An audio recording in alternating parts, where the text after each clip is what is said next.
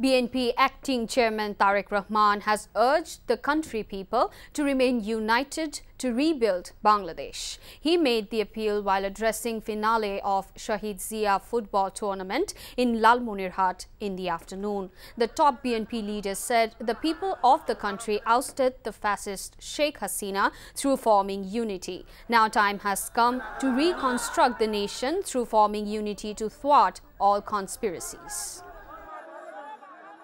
আমরা স্বৈরাচার মুক্ত করেছি দেশের মানুষ স্বৈরাচারকে বিদায় করেছে এই দেশ থেকে। এখন সামনের দিনে হচ্ছে দেশ গড়ার পালা। একজন রাজনৈতিক কর্মী হিসাবে, এই দেশের একজন সন্তান হিসেবে, বাংলাদেশের সন্তান হিসেবে আমি মনে করি আমাদের শুধু মেধাবী ডাক্তার বা ইঞ্জিনিয়ার বা আর্কিটেক্ট থাকলেই চলবে না।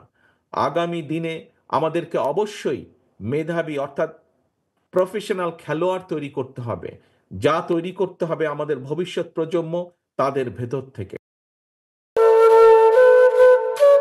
একদম বাজে কথা বলবেন। আপনি কি বলতে চাচ্ছেন? এই চাঁদ নিয়ে আপনার গায়ে এসে পড়েছে? আজে বাজে লোক কোথাকার। তোমার নাম তো উজান চৌধুরী, কিন্তু আপনি কে? আমারে তোমার চেনার কথা না, তোমার দাদার আমলের মানুষ। আমার নাম সাজপাতি। চাঁদনি, আবার কবে দেখা হবে? আমি ওসমান। তুমি তো দেরি করে এলে কেন? আমি তো এই ফার্স্ট টাইম এখানে এলাম। আমি তোকে অনেক বছর ধরে খুঁজে বেড়াচ্ছি। এই সব কিছুর জন্য তুই দায়ী।